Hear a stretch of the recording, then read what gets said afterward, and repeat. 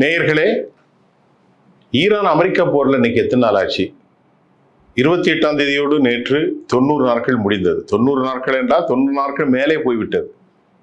சில மாதங்களுக்கு இடையிலே 31 நாள் வரும். இப்போ 90 நாட்களை தாண்டி போன பிறகும் அமெரிக்காவுடைய நிலை என்ன? கிட்டத்தட்ட 60 நாட்கள் சீஸ்ஃபயர் அப்படின்னு ஒரு ஒப்பந்தத்தை போட்டு கடைசி நேரத்தில் அமெரிக்கா ஸ்கிப்டு, அதிலிருந்து தப்பி ஓடினார்கள். இது ஈரானுக்கு கடுமையான கோபத்தை ஏற்படுத்தி இருக்கிறது. மட்டுமல்ல, ஈரானின் மீது பந்தர் அப்பாஸினுடைய ஈரானின் தென்பகுதிகள் கடும் தாக்குதல், 2 முறை இந்த தாக்குதல் நடந்திருக்கிறது. ஹெர்மூஸ் ஜலசந்தியிலும் உளவு விமானங்கள் சுட்டு வீழ்த்தப்பட்டிருக்கிறது. அது இஸ்ரேலுக்கு சொந்தமானதை ஈரான் சுட்டு வீழ்த்தியிருக்கிறது.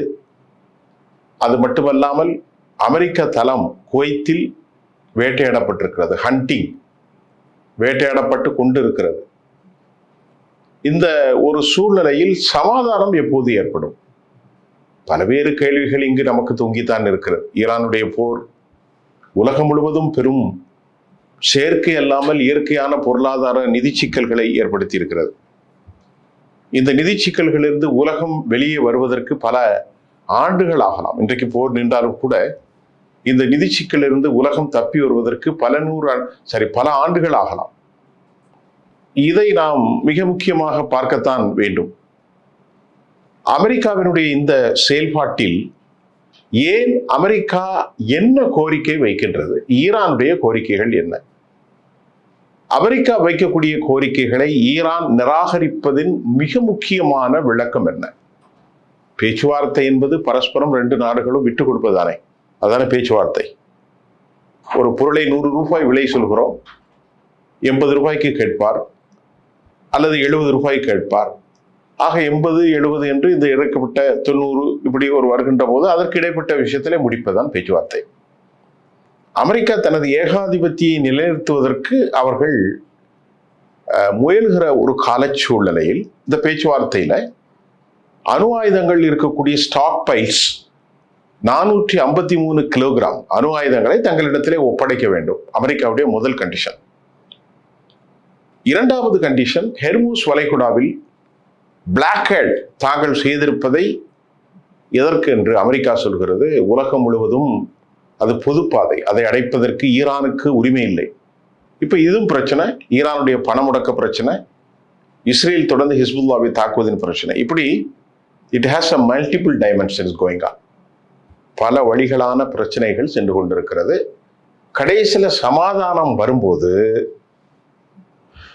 60 நாட்களுக்கு பின்னால் நாம் பேசிக்கொள்ளலாம் அணு ஆயுதங்களை பத்தி. Point number 1.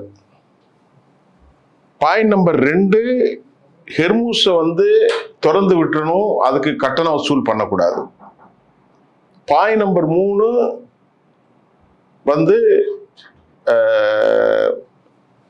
பணங்களை ரிலீஸ் செய்யணும். முடக்கி வைக்கப்பட்டிருக்கக்கூடிய 10 பில்லியன் 20 பில்லியன் எத்தனை பில்லியனாக இருந்தாலும் சரி, சந்தையிலே முடக்கி வைத்திருக்கிற வங்கியில் இருக்கக்கூடிய அமெரிக்க பணங்களை ஈரானுடைய பணங்களை விடுவிக்க வேண்டும். ஸோ இப்படி சில அசைன்மெண்ட்டை போட்டு பேசி முடித்தார்கள். அமெரிக்காவினுடைய முன்னாள் டொனால்ட் ட்ரம்புடைய அமைச்சரவையில் இருக்கக்கூடிய முன்னாள் அமைச்சர் மைக்கேல் பிபி என்று நினைக்கின்றார். அவர் இது அமெரிக்காவுக்கு பெரிய தலைக்குனிவு, நாம போய் ஈரான்கிட்ட எப்படி பண்றதுன்னு அமெரிக்காவில் சில கடும் போக்குவாதிகள், மைக் பிபி மற்றும் பலர், அமெரிக்காவுக்கு பெரிய கேவலம் வரும் ஏன்னா அப்படியெல்லாம் சொல்லி தூண்டிவிட்டு, இதெல்லாம் இஸ்ரேல் லாபி தான். இஸ்ரேல் லாபி இல்லாமல் இதெல்லாம் நடக்க வாய்ப்பே இல்லை, யூதர்களின் லாபி இல்லாமல். இதையெல்லாம் தூண்டிவிட்டு கடைசியில சமாதானம் கையெழுத்தாக போகிற நேரத்தில் அமெரிக்க அதிபர் என்ன செஞ்சிட்டாரு, இந்த பிரச்சனையிலிருந்து அவர் தப்பி விட்டார். தப்புனது மட்டும் இல்லை, அமெரிக்க அதிபர் திடீரென தாக்குதலை நடத்திட்டார் பந்தர் அப்பாஸ்ல. இந்த தாக்குதலுக்கு பேர் அவர் டிஃபென்சிவ் மெக்கானிசம், அதாவது ஒரு ப்ரீஎம்டிவ் என்று சொன்னால் முன்னமே தங்களை காத்துக்கொள்வது என்றால் முன்னெச்சரிக்கையாக தாக்கியது. இது தற்காப்பு தாக்குதல். இப்படி 2 விஷயம் இருக்கு. இன்னும் ஒண்ணுதான் கிட்டத்தட்ட. அப்போ இதற்கு பதிலளி கொடுத்த ஈரான் அமெரிக்காவினுடைய தளங்களை மிக கடுமையாக தாக்கியிருக்கிறார்கள். குறிப்பாக குவைத்தினுடைய ஏர் நேவி பேஸ் மற்றும் சலீம் அல் சலா அமெரிக்காவினுடைய தளங்கள் இருக்கிற ஏனைய மற்றொரு பகுதி கடும் தாக்குதலுக்கு உள்ளாகினது. இதுல ஈரான் 8 பலிஸ்டிக் மிசைலும் 30க்கும் மேற்பட்ட தற்கொலை ட்ரோன்களையும் அனுப்பினார்கள். நல்லா கவனித்துக் கொள்ளுங்கள். அப்ப இதை பத்தி யார் தாக்குனா என்ற தகவல் வரவில்லை. இது அநேகமாக ஈரான் தாக்கியதாகவும் தெரியவில்லை. ஈரானுடைய ஆதரவான பிராக்சிகள் தாக்கியதாகவும் தகவல் இல்லை. ஆனால் ஈரானுக்கு ஆதரவாகத்தானே தாக்கப்பட்டிருக்கிறோம், குவைத்து தாக்கப்பட்டிருந்தால். இந்த நிலை தற்போது அங்கே தொடர்கின்றது. அப்ப என்ன, ஒரு போர்க்களச்சூழல் மீண்டும் எஸ்கலேஷன் அது உயர்ந்திருக்கிறது, கொதிநிலை அடைந்திருக்கிறது. இது ரொம்ப முக்கியமான விஷயம். இதை நம்ம அப்படியே விட்டு விட்டு சென்று விட முடியாது. இதற்கிடையில இன்று காலை அக்சியோஸ் செய்தியில ஒரு செய்தி வந்திருக்கிறது. சமாதானத்தை நோக்கி செல்வதாகவும் ஒரு செய்தி வருகிறது. அந்த செய்திக்கு முன்னால் ஈரானில் நேற்று தஸ்னீம் அமெரிக்கா ஏற்றுக்கொண்டதாக சொல்லப்பட்டது. அமெரிக்கா அணு ஆயுதங்களை விஷயத்தை ஒட்டுக்கொள்வதாகவும் பிளாக் கார்டு நீக்கப்படுவதாகவும் ஒரு செய்தியை ஈரானுடைய அரச தொலைக்காட்சி வெளியிட்ட போது அமெரிக்க பிரதமர் மிஸ்டர் பிரசிடென்ட் டொனால்ட் ட்ரம்ப் ரொம்ப கொதிநிலைக்கு போனார். நாங்கள் அப்படி சொல்றதில்லை, ஏன்னா அமெரிக்கா பொய் சொல்லியே பழக்கப்பட்டார்கள். அமெரிக்காவை மாக்கிங், அமெரிக்காவை கேலி செய்வது மாதிரி, பரிகாசம் செய்வது மாதிரி ஈரான் ஒரு பொய்யை வேண்டுமென்றே போர்க்கள தந்திரமாக செலவழித்தார்கள். இது மிஸ்டர் ட்ரம்புக்கு பெரும் சிக்கலை ஏற்படுத்தும் என்று அமெரிக்கா நம்பியது, ஈரான் நம்பியது. அமெரிக்கா விழித்து கொண்டது. இப்பொழுது என்ன பிரச்சனை என்றால், அமெரிக்கா நாங்கள் அப்படியெல்லாம் சொல்லவில்லை என்று உள்டாடித்தார்கள்.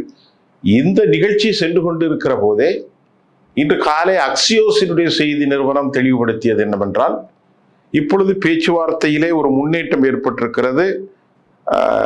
பாயிண்ட் நம்பர் 1, ஜலசந்தியில், ஹெர்முஸ் ஜலசந்தியில் எந்த கட்டணமும் அது வசூலிக்கப்படாது. பாயிண்ட் நம்பர் 2, 60 நாட்களுக்கு பின்பு இந்த அணு ஆயுதங்களை கையளிப்பது குறித்து நாம் பேசிக்கொள்வோம் என்றெல்லாம் சொல்லப்பட்டிருக்கிறது. இதற்கிடையிலே அக்சியோஸினுடைய செய்தியில் இன்று காலை, இது அமெரிக்காவுடைய மிக முக்கியமான நாளிதழ், 59% இருந்த ட்ரம்பினுடைய நடவடிக்கைகள் மூலம், ட்ரம்பினுடைய நடவடிக்கை, ஈரானுடைய போர், அங்க இருக்கக்கூடிய மந்தநிலை, ரெசெஷன், அங்குடைய பொருளாதார சரிவுகள், அது மட்டும் இல்லாமல் ரெசிப்ராக்கல் டாக்ஸ் உலகத்தோடு மோதியது, இதையெல்லாம் அங்கே அவர்கள் கணக்கிட்டு சொன்னார்கள். 39% டிக்ளைன் ஆயிருக்கு, வீழ்ச்சி அடைந்திருக்கிறது. இப்போ டொனால்ட் ட்ரம்ப் அவர்களுக்கு ரொம்பவே பயம். ஏன்னா நவம்பர் மாதம் தேர்தல் வரப்போகிறது. இந்த தேர்தல் வந்து விட்டால் அமெரிக்கா இதில் ரொம்ப செட்பேக் ஆயிட்டுன்னு வைங்க, அமெரிக்காவுக்கு அவர் தோல்வி கண்டு விடுவார் என்ற ஒரு சூழ்நிலையில் உடனடியாக போரை நிறுத்த வேண்டும். ஏனென்று சொன்னால் யூரோப் நாடுகளிலே விமானங்கள் இயங்காது, அந்த அளவுக்கு பெட்ரோல் டெபிசிட் ஒரு சூழ்நிலை உருவாகியிருப்பதும், இப்போது இன்றைக்கு நான் அமர்ந்திருக்கிற இன்று பாகிஸ்தான் வெளிவிவகாரத்துறை அமைச்சர், அமெரிக்க அமைச்சரை, வெளிவிவகாரத்துறை அமைச்சர் மார்க்கோ ரூபியோ 2 பேரும் மீட் பண்ண போறாங்க, 2 பேரும் பேச போறாங்க. அதுல முக்கியமான முடிவுகள் எடுக்கப்பட இருப்பதாகவும் சொல்லப்படுகிறது. ஏனென்று கேட்டால் சவுதி அரேபியா, கத்தர் போன்ற நாடுகள் நாம் ஏற்கனவே சொல்லியிருந்தோம், அவர்கள் அனைவருமே இந்த போரை முடித்து கொண்டு வர வேண்டும், இஸ்ரேலுடைய எஸ்கலேஷனுக்கு எதிராக இருக்கிறார்கள், ஆப்ரஹாம் அக்கார்டில் அவர்கள் ஒத்துழைக்க மறுக்கிறார்கள் என்ற சூழ்நிலையில் சவுதி அரேபியா, கத்தர், துருக்கி, எகிப்து இந்த நாடுகள் பாகிஸ்தான் அசீம் முனீருடைய தலைமையேற்று இந்த பேச்சுவார்த்தைக்கு அவர்கள் முன்னெடுத்திருக்கிறார்கள். அதன் விளைவாக இன்று மார்க்கோ ரூபியோவை சந்திக்க போகிறார். இந்த செய்திகளோடு ஏற்கனவே டிராப்ட் ஹேட் பீன் டன், எல்லாமே செய்யப்பட்டு முடிக்கப்பட்டு விட்டது, அல்லது முடிந்திருக்கிறது, அல்லது வடிவமைப்பு செய்யப்பட்டது. இப்ப அதை மீண்டும் பரிசீலனைக்கு எடுத்துக்கொள்ளலாம். புதிதாக ஒன்றும் பேசவில்லை, ஏற்கனவே பேசப்பட்டு அமெரிக்க அதிபர் கையெழுத்திட்ட நேரத்தில் அமெரிக்காவுடைய கடும் போக்குவாதிகள் கையெழுத்து போடக்கூடாது என ஒரு அழுத்தத்தை மிஸ்டர் பிரசிடென்ட் டொனால்ட் ட்ரம்புக்கு கொடுத்ததன் விளைவாக அது போராக மாறி பந்தர் அப்பாஸ் தெற்காயில் அவரடிக்க, இவர்கள் குவைத்தை தாக்க, அமெரிக்காவுடைய பேசஸ் சலாமி மற்றும் பல இடங்களில் தாக்க இப்பொழுது கொதிநிலைக்கு வந்துவிட்டது. இப்பொழுது மீண்டும் ஆக்சியோஸ் சொல்லுகிறது இந்த சமாதானம் வரப்போகிறது என்று. அமெரிக்காவுக்கு 2 வழிதான் இருக்கிறது என்று அமெரிக்கா சொல்கிறது. 1வது வழி, ஈரான் மேசைக்கு வந்து கையெழுத்து போடணும். 2வது வழி, அமெரிக்கா வேறொரு திட்டத்தை கையில் எடுப்பார்கள். நல்ல கவனிங்க. அப்படின்ட்டு இவர்கள் மிரட்டுகிறார்கள். இவருடைய மிரட்டலுக்கு எல்லாம் ஈரான் பயப்படுவதாக இல்லை. ஈரான் இத்தனை பெரும் அழிச்சாட்டியங்களை எல்லாம் கண்டுபிடித்து, இத்தனை பெரும் சிக்கலை எல்லாம் சந்தித்து, அவர்கள் எதற்கும் அஞ்சவில்லை. இனி அமெரிக்காவுடைய மிரட்டலுக்கு ஈரான் ஒருபோதும் கட்டுப்பட போவதில்லை. இதுக்கிடையில அமெரிக்காவின் மீது இவ்வளவு கோபத்திற்கான காரணம் முஜ்தபா கோமேனிக்கு அனுப்பப்படுகிற செய்திகள். அவர் அதை படித்து அதை கடத்துவதற்கு ஒரு 20 நாட்கள் 15 நாட்கள் என வார கணக்கிலாவது அமெரிக்காவை ரொம்ப கோபத்தில் ஏற்படுத்தது. 100 பேரை இழந்திருக்கிறார்கள். பெரிய பெரிய ஆளுமைகள், கற்பனைக்கு செய்யப்பட முடியாத அற்புதமான ஆளுமைகளை ஈரான் இழந்திருக்கிறது. இனியும் இழப்பதற்கு அவர்கள் தயாராக இல்லவே. ஏற்கனவே பலர் மரணித்து விட்டார்கள், இனியும் மரணத்திற்கு சம்மதிக்கவில்லை. ஆகவே முஜ்தபா கோமேனி காற்று புகாத பெரும் மலைகளுக்கு கீழ் அவர் மிகுந்த பாதுகாப்பில் இருக்கிறார். அப்போ ஒரு செய்தியை கடத்தணும்னு இங்கே தெஹ்ரான்ல இருந்து அது நேரடியாக முஜ்தபா கோமேனிக்கு போகாது. பல வழிகளில் போய், பல ஊர்களுக்கு போய், பல நபர்கள்ட்ட போய், அங்க போய் இங்க போய், ஒரு தடவை போனவர்கிட்ட மறுதடவை போகாது, மறுதடவை போனவர்கிட்ட ஒரு தடவை போகாது. இந்த மாதிரி பல பல பல பல பல மாற்றங்களை ஏற்படுத்தி தான் தகவல்களை முஜ்தபாவுக்கு கடத்துகிறார்கள். அவர் கடைசியில் அந்த கடிதாசியை படித்து அவருடைய அதிகாரிகளோடு கூட, அதிகாரிகள் இருப்பார்கள், அவர்களிடத்தில் பேசி அவர்கள் தொடர்பு கொள்ளக்கூடிய வேறொரு அதிகாரிகளை தொடர்பு கொண்டு, ஆக மொத்தத்தில் ஒரு கலெக்டிவ் டிசிஷன், ஒரு கூட்டு முயற்சி எடுப்பதற்கு ஸ்டேக்ஸ் மோர் டைம்.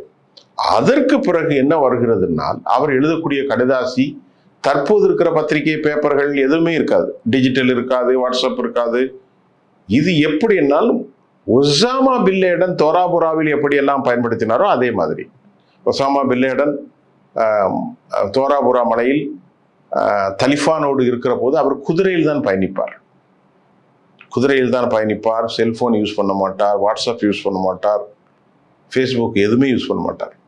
அவர் எல்லாமே கடந்த காலங்களில் நடந்த அதே முறையைத்தான் இப்பொழுது முஜ்தபா பயன்படுத்துகிறார். ஒசாமா பின் லேடன் எப்படி தோராபுரா மலையில், எப்படி முல்லா உமரோடு, எப்படி தலிபான்களோடு இஸ்லாமிக் அடிப்படையில் ஒரு கூட்டணி அமைத்தாரோ, அவரை கண்டுபிடிக்க முடியாமல் போனது. கடைசியில் அவரை பாகிஸ்தானை சேர்ந்த ஒரு டாக்டர் தான் கண்டுபிடிச்சார். ஆக ஒசாமா பின் லேடனை போன்ற ஒரு பாலிசியை முஜ்தபா பின்பற்றுகிறார். அதன் விளைவாக அவர் எழுதுகிறது, இன்றைக்குள்ள டிஜிட்டலிசம் கிடையாது, இந்த பேனா கிடையாது, வேறு ஒரு வடிவத்தில் பெர்ஷியன் மொழியிலே எழுதுகிறார். பெர்ஷியன் மொழி என்றால் இப்போது பேசும் மொழி இல்லை, பல நூற்றாண்டுகளுக்கு முன்பு அன்னைக்குள்ள ட்ரைபுகள் பேசிய அந்த மொழியை எழுதி, அது கண்ணுக்கு பெறாத ஒரு ஒரு பொருளாக சென்று கடத்தப்பட்டு கடைசியில் யார் செயல் திட்டங்களை வடிவமைக்கிறார்களோ அந்த தலைமைக்கு போய் அவர் அதை எப்படி பயன்படுத்துகிறார் என்று சொன்னால், ஒரு மெழுகுத்திரியை பற்றி அதற்கு மேலே காட்டியவுடன் உள்ளே மறைபொருளாக இருந்த அந்த காட்சி பொருள் வெளியே வரும், அவருடைய மெசேஜ். அது சில மணி நேரத்தில் அல்ல, சில நிமிடங்களில் அது மறைந்து போகும். வந்தவர் தலைவர் என்ன சொல்லியிருக்கிறார், அமீருல் மூமினின் உச்சபட்ச தலைவர் என்பதை அவர்கள் புரிந்து கொள்வார்கள். இந்த பாலிசியில தான் இப்பொழுது அமெரிக்காவினுடைய முடிவுகள் கடத்தப்படுகிறது. இது அமெரிக்காவுக்கு கடுமையான கோபத்தை ஏற்படுத்துறது. இவ்வளவு நாள் ஆகுது, பதில் சொல்ல மாட்டேங்க அப்படின்னு ஒரு சிக்கல். இதுக்கிடையில அமெரிக்காவில் இருக்கக்கூடிய வாஷிங்டன் போஸ்ட் தனது ஆங்கில கட்டுரையில் ஒரு செய்தியை வெளியிட்டது. அந்த செய்தியை நாம இப்ப பார்த்தோம்னா, யுஎஸ் நியர்லி லாசஸ் த மோர் தாட். அவர்கள் ஏர் டிஃபென்ஸ் சிஸ்டத்தில் இருக்கக்கூடிய எதிர்வினை வருத்தக்கூடிய அவற்றில் ஏராளமானவற்றை இழந்திருக்கிறார்கள். அதாவது ஹாஃப் ஆர்சனல் என்று சொன்னால், குடோன்களில் இருக்கும் தாட் சிஸ்டத்தில் ஒரு அரை பாதிக்கு மேல் இழந்திருக்கிறார்கள் இதுவரை. அதே மாதிரி 100க்கும் மேற்பட்ட SM-3 SM-6 ஏவுகணைகளை இழந்திருக்கிறார்கள். அதே மாதிரி ட்ரெயின் வெப்பன்ஸ் என்று சொல்லப்பட்டிருக்கிறது செய்திகளில். ட்ரெயின் வெப்பன்ஸ், USS லாசர், AT-ACMS மிசைல்கள் இழப்பு. அப்புறம் ரொம்ப poor munitions during this war. Iran the poor munition in this arsenal. That means அவர்களிடத்தில் ட்ரெயின் வெப்பன்ஸ் அதிகமாக இல்லை, குண்டுகள் இல்லை, ஆர்சனல் இல்லை. இது பெரும் சிக்கலை ஏற்படுத்தலாம் என்றும் சொல்லப்படுகிறது. அமெரிக்கா கண்ணிலே விரலை விட்டு ஆட்டக்கூடிய ஈரானுடைய முஜ்தபா கோமேனி ஒரு லெட்டர் எழுதுறார். He wrote a letter to the people of Iran. He made very clear statement. என்ன சொன்னார் என்றால், அமெரிக்கா எந்த விதத்திலும் நம்மை வெற்றி கொள்ள முடியாது என்பதை அந்த மக்களுக்கு ஏற்கனவே அணு ஆயுதங்கள் என்ட்ரி செய்யப்பட்டு வார்த்தைகள் என்ட்ரி செய்யப்பட்டிருக்கிறார், என்கேஜ்மெண்ட் செய்யப்பட்டிருக்கிறது. அமெரிக்கா நம்மளால் வெல்ல முடியாதுன்னு சொல்கிறார். IRGC என்ன சொல்கிறது, அமெரிக்கா எங்களிடத்தில் கெஞ்சுகிறார்கள், IRGC எங்களிடத்தில் கெஞ்சுகிறார்கள். ஈரானுடைய விஷயம் என்ன சொல்கிறதுனா, அமெரிக்காவிடத்தில் இருந்து நாங்கள் எதையும் பெறவில்லை, அமெரிக்கா எங்களிடத்திலிருந்து எல்லாம் பெறுகிறார்கள். அமெரிக்கா உலகத்திலிருந்து காவு கொள்வது, உலக மக்களை சுரண்டுவது என்பதுதான் அமெரிக்காவுடைய வேலை. ஆகவே நாங்கள் அமெரிக்காவிடத்திலே காவு கொள்ளவில்லை, எங்களை அமெரிக்கா காவு கொள்கிறார்கள் என்றும் ஐஆர்ஜிசி சொல்கிறார். ஐஆர்ஜிசி மொசாவி அமெரிக்காவை நம்பவே கூடாது, அவனை பேச்சுவார்த்தை நல்லதில் அவன் பெரும் துரோகி என்று அறிவித்திருக்கிறார்கள். இறுதியாக ஒரு செய்தி, ஈரான் வான் பாதுகாப்பு படைகளில் மிக முக்கியமான ஒரு விஷயத்தை அவர்கள் வெளியிட்டிருக்கிறார்கள். அமெரிக்காவினுடைய வேக படகுகள், ஈரானுடைய வேக படகுகள் அமெரிக்க கப்பலை வேட்டையாடும் நிலையில இருக்கிறது. அமெரிக்காவுடைய கப்பல்கள் உங்களுக்கு தெரியும், ஏராளமான கப்பல்கள். USS Hari Truman, USS Gerald, USS Ford, USS Tripoli, USS Abraham Lincoln, இப்படி பலவித கப்பல்கள். இந்த கப்பல்கள் இப்பொழுது எல்லாம் எங்கே போனது என்று யாருக்கும் தெரியவில்லை. இருக்கும் கப்பல்களில் 10 டிஸ்ட்ராயர் இருக்கிறது, நாசகார கப்பல்கள். அவற்றில் ஒன்றை கூட அடித்து நாசம் பண்ணிவிட்டார்கள். மீதி இருக்கக்கூடிய கப்பல்களை வேட்டையாடுவதற்கு ஓநாய்களை போன்று இரத்த கோரத்தில் ஈரானுடைய படகுகள் இருக்கிறது. இது அமெரிக்காவுக்கு பெரும் அச்சத்தை ஏற்படுத்துகிறது. ஏன்னா யுஎஸ் ஜெரால்டு ஆர்ஃபோர்டில் பற்றி எரிந்ததன் மூலமாக பல பேர் இழந்திருக்கிறார்கள். இதுவரை பெண்டகன் அறிவிப்பில் 423 பேர் காயம் பெற்றும் இறந்ததாகவும் செய்தி வருது. அதை பொய் என்று மறுக்கிறார்கள். நிறைய பேர் இறந்திருக்காங்க அமெரிக்காவில். யுஎஸ் ஜெரால்டு ஆர்ஃபோர்டில் தீப்பற்றி எரிந்ததில் பலர் இறந்திருக்கலாம், அதை பற்றிய செய்திகள் இல்லை. ஆக ஈரான் மிகச்சிறப்பான தாக்குதல் நடத்தி இருக்கிறார்கள். ஃபைனலா ஈரானுடைய கண்டுபிடித்த அந்த அரசி, அதன் பேர் அரசி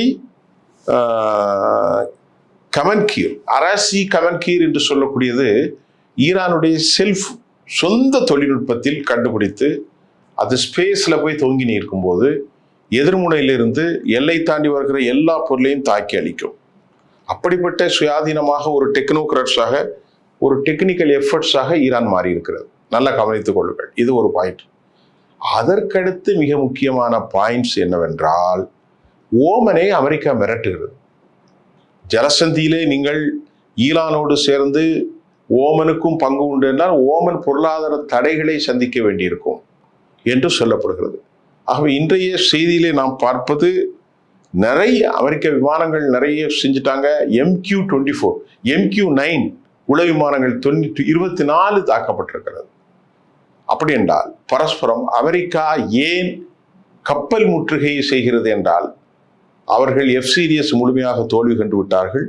கடலில் இருக்கக்கூடிய கப்பல்கள் முற்றுகையின் மூலம் தாக்குதல் நடத்துவோம் என்று சொன்னால் ஸ்பீட் போட்டின் மூலமாக, ஏர் டிஃபென்ஸ் சிஸ்டத்தை வெளிப்பக்கம் வைத்தாலும் ஸ்பீட் ஃபோர்ஸின் மாறாக மிசைல், எலக்ட்ரானிக்ஸ் வார்ஃபேர், ஜாமர், இப்படியெல்லாம் பல தொழில்நுட்பங்களை வைத்திருக்கிறார்கள். அதனுடைய செலவுகள் சில லட்சங்கள், அமெரிக்காவுடைய செலவுகள் பல லட்சம் கோடி, 1.25 லட்சம் கோடி ரூபாய் பெருமானமுள்ள யுஎஸ் ஜெரால்டு ஆர்ஃபோர்டை அவர்கள் சில லட்சங்கள் பெருமானமுள்ள மிசைல் வைத்து அழித்து விட்டார்கள்.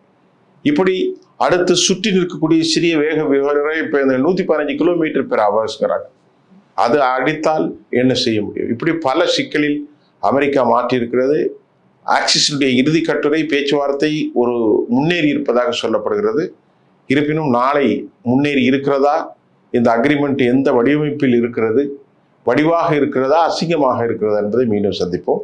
அடுத்த செய்தியில் நான் உங்களை சந்திக்கிறேன். நன்றி.